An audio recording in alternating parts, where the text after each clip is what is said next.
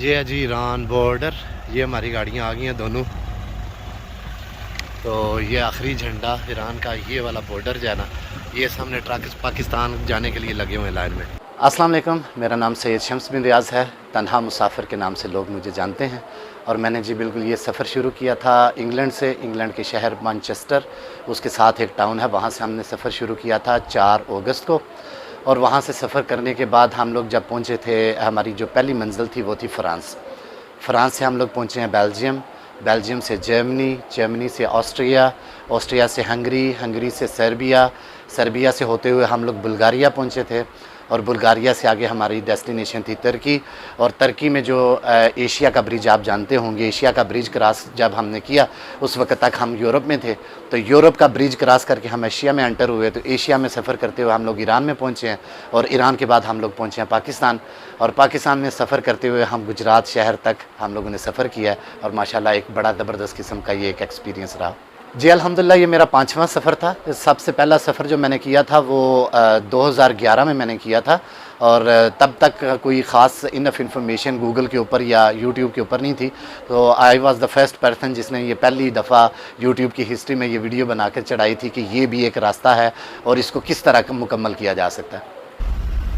अस्सलाम वालेकुम दोस्तों, जनाब हमारी अभी की जो अपडेट है वो ये है कि हम Republic of Bulgaria, Bulgarian border पे खड़े हैं इस वक्त। और तकरीबन 1 घंटे की क्यू के बाद हम यहाँ पे पहुँचे हैं। और अभी 1 घंटा हमें एक्सपेक्ट कर रहे हैं हमारा और लगेगा, उसके बाद इंशाल्लाह हम बुल्गारिया में। देखिए सफ़र जो है ना बाई इटसेल्फ ये एक मुश्किल मरहला होता है। हम अगर थोड़ा सा भी सफ़र करना हो ना हम लोगों ने, तो वो एक अपने अंदर एक कुछ मुश्किलात का सामना रखता है सफ़र। और ये सफ़र जो है तकरीबन मोर दैन 12,000 किलोमीटर का सफ़र जो था, ज़ाहिरी बात है इसके अंदर परेशानियाँ और मुश्किलात थीं, लेकिन वो इस तरह की नहीं थी जिसको मैं काबिल ज़िक्र समझूँ। जब आपके पास डॉक्यूमेंटेशन आपकी कंप्लीट होती है, आप लीगल तौर पर सफ़र कर रहे होते हैं, तो आपको किसी किस्म का परेशानी नहीं होती, अनलेस कि खुदा ना करे कोई छोटा मोटा हैपन हो जाए। और वो सफ़र के अंदर आप एक्सपेक्टेड कर रहे होते हैं और वो होती रहती हैं। मेरे ख्याल से इतना मुश्किल ज़रूर है लेकिन नामुमकिन नहीं। ये है जी ईरान बॉर्डर। ये हमारी गाड़ियाँ आ गई हैं दोनों। तो ये आखिरी झंडा ईरान का, ये वाला बॉर्डर जो है ना, ये सामने ट्रक पाकिस्तान जाने के लिए लगे हुए हैं लाइन में जी। हमने 4 अगस्त को सफ़र शुरू किया था, 4 अगस्त को। और हमने 11 दिन में ये सफ़र अपना मुकम्मल किया। 11वें दिन अल्हम्दुलिल्लाह हम लोग अपने घरों में मौजूद थे।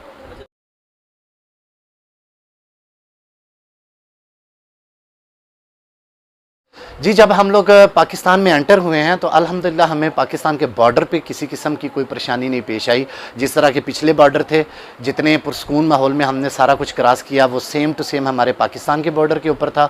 लेकिन पाकिस्तान के बॉर्डर में एंटर होने के बाद से लेकर जो हमारा अगला सफ़र था, वो उसको आप कह सकते हैं कि तकलीफ़ दे अमल था। और वो तकलीफ़ दे चीज़ है कि वो हमारी सिक्योरिटी के नाम पे था, हमें सिक्योरिटी प्रोवाइड करने के लिए था। लेकिन मेरे ख्याल में उसमें काफ़ी ज़्यादा बेहतरी की ज़रूरत है। अगर हम लोग चाहते हैं कि पाकिस्तान में टूरिज़म को फ़रोग़ दिया जाए तो इन चीज़ों को नज़र में लाना पड़ेगा। वहाँ पे बार बार चेक पोस्ट पर लोगों को रोकना, उनकी डिटेल्स दोबारा एंटर करनी, उनका टाइम वेस्ट करना, मेरे ख्याल से अगर इतने तकलीफ़ दे अमल से कोई भी फार्मर, हम लोग तो पाकिस्तानी अल्हम्दुलिल्लाह ये हमारा मुल्क है, हम लोग इस सिक्योरिटी इदारों के साथ उनकी मदद लेने के लिए भी तैयार हैं। लेकिन जब कोई फार्नर आएगा उसको वहाँ पे रोका जाएगा बार बार सिक्योरिटी चेक पोस्ट के ऊपर और उसका टाइम वेस्ट किया जाए, तो 100% वो पाकिस्तान के इस सफ़र के बारे में इतनी नेगेटिविटी फैलाएगा कि मेरे ख्याल से हम लोग टूरिज़म को फ़रोग़ नहीं दे पाएंगे, जो कि बाई लैंड टूरिज़म है। अस्सलाम वालेकुम मुसाफिरों, मैं हूं जनाब आपका तन्हा मुसाफिर। और मेरे पास है आपके लिए अपडेट। और अपडेट ये है जी, ये बॉर्डर है रिपब्लिक ऑफ बुल्गारिया का, जहां पे लोग एंटर हो रहे हैं।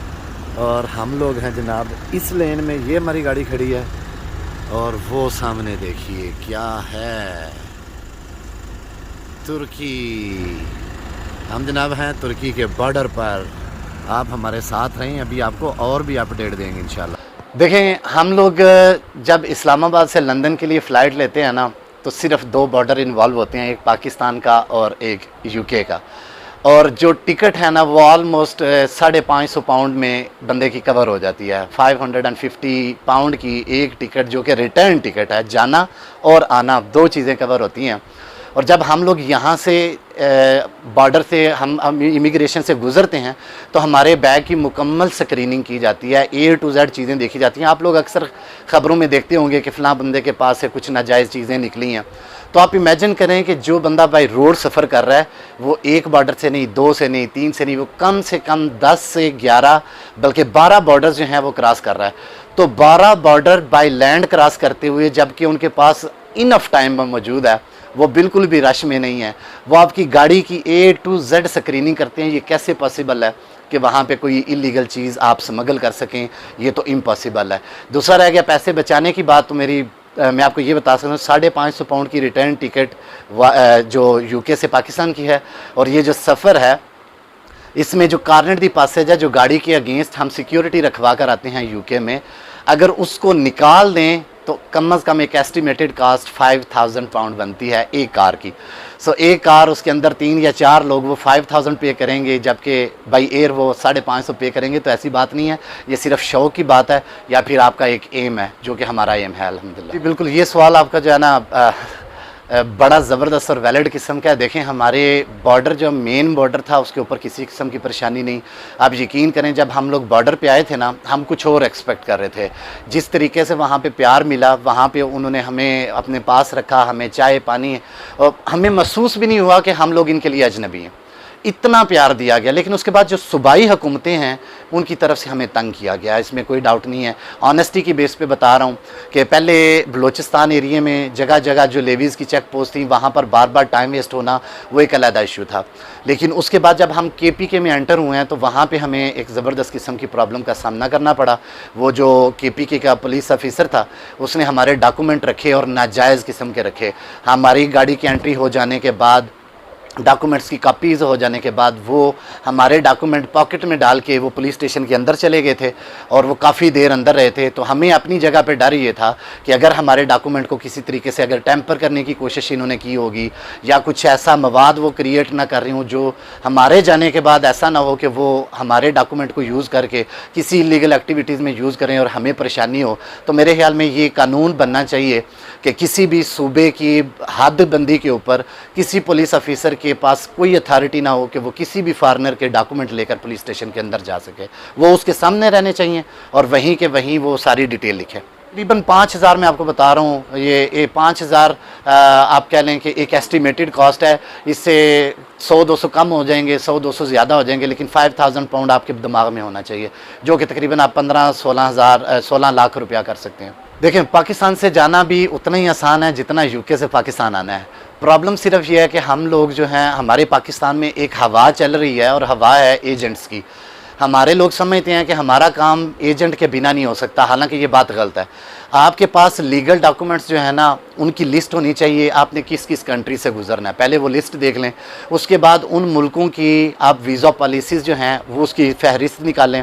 वो जब आप उनके डॉक्यूमेंट कंप्लीट करके उनको पेश करेंगे तो आपको 100% वीज़ा मिल जाएंगे। सबसे पहले आपका आ जाएगा वीज़ा, और वीज़ा मैं बता देता हूँ, आपको चाहिए होगा ईरान, उसके बाद तुर्की का तो वैसे भी आपको ऑनलाइन वीज़ा ई वीज़ा मिल जाएगा। ईरान का वीज़ा चाहिए, उसके बाद ई वीज़ा तुर्की का ले लें, एक शेंजन वीज़ा चाहिए, और उसके बाद आपको UK का चाहिए। और यहाँ मैं आपको ये बात ज़रूर बताना चाहूँगा, अगर आप बाई रोड जाने का सफ़र कर रहे हैं तो बाई एयर सफ़र करने पे आपको जितना मुश्किल वीज़ा लगना था उससे कम आप ऐसे कह लें 30 से 40% लेस डिफ़िकल्टीज़ के ऊपर बाई लैंड का वीज़ा मिलेगा।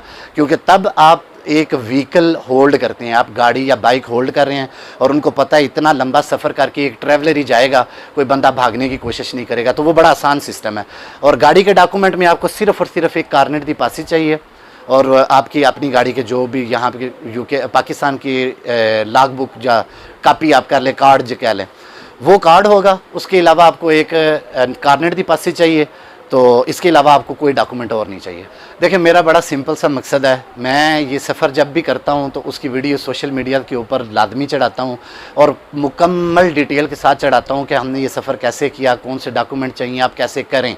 और साथ में तकरीबन हर वीडियो में मैं ये चीज़ भी बोलता हूँ कि आप लोग भी ये सफ़र करें और इसी तरह वीडियोस बनाएं और इसी तरह न्यूज़ चैनल के ज़रिए उनको आगे स्प्रेड करें। उससे फ़ायदा ये होगा, जो फॉरेनर लोग हैं ना, वो उनकी अटेंशन में बार बार जब ये वीडियोस आएंगी होगी तो वो इसको अटेंशन देंगे कि ये आखिर ये लोग ऐसा कैसे कर सकते हैं।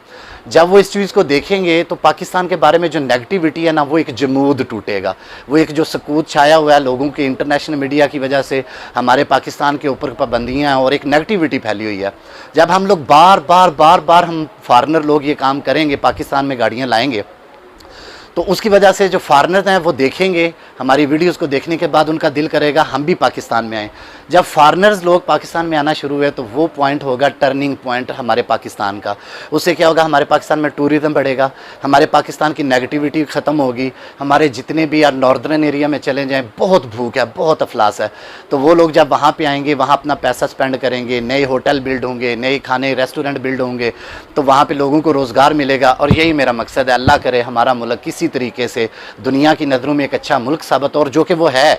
हम लोग एक्चुअल में, हमारे पाकिस्तानी लोग बहुत ज़बरदस्त किस्म की हॉस्पिटैलिटी रखते हैं, बड़ा प्यार करते हैं, लोगों की खिदमत करते हैं, सिर्फ लोग जानते नहीं हैं। तो मैं चाहता हूँ कि इस तरह के कामों की वजह से लोग हमारे मुल्क को जाने। देखें, मुझे कम अज़ कम अपनी तरफ से ना गवर्नमेंट से कोई लालच है और ना ही मुझे कोई इस तरह की है कि मुझे रिकग्निशन दी जाए। जिन लोगों के, वो कहते हैं कि जिन लोगों की नज़र अपनी मंजिलों पर होती है ना, तो वो छोटी छोटी तकलीफ़ों से घबराते नहीं हैं। मुझे पता है कि अगर गवर्नमेंट की तरफ से मैं देखूंगा ना, तो शायद मुझे इस चीज़ की अप्रिसिएशन कभी भी नहीं मिलेगी, क्योंकि हमारे बहुत टैलेंट है हमारे मुल्क में, लेकिन जिसको अप्रिशिएट कभी किया ही नहीं गया। तो मुझे किसी किस्म का लालच है नहीं, लेकिन इतना मैं ज़रूर चाहता हूँ, अगर कोई ऑफिशियल ये वीडियो देखे, अगर वो अपना किरदार अदा कर सकता है कि जो बाई लैंड बॉर्डर से लेकर बंदों के अपने घर पहुंचने तक की जो परेशानी है उनको हल करने में, तो प्लीज़ वो ज़रूर अपना किरदार अदा करे, मुझसे रब्ता करें। मेरे पास सारी वीडियोस मौजूद हैं, वीडियोग्राफिक्स सारे वो मैंने रिकॉर्ड किए हैं, जहाँ जहाँ जो परेशानियाँ हैं। तो प्लीज़ खुदारा अगर आप उसमें कोई अपना हाथ दे सकते हैं तो ज़रूर दीजिएगा, ताकि इसकी वजह से हमारा मुल्क जो है वो तरक्की कर सके। पाकिस्तान जिंदाबाद। हर लम्हा हर खबर शान से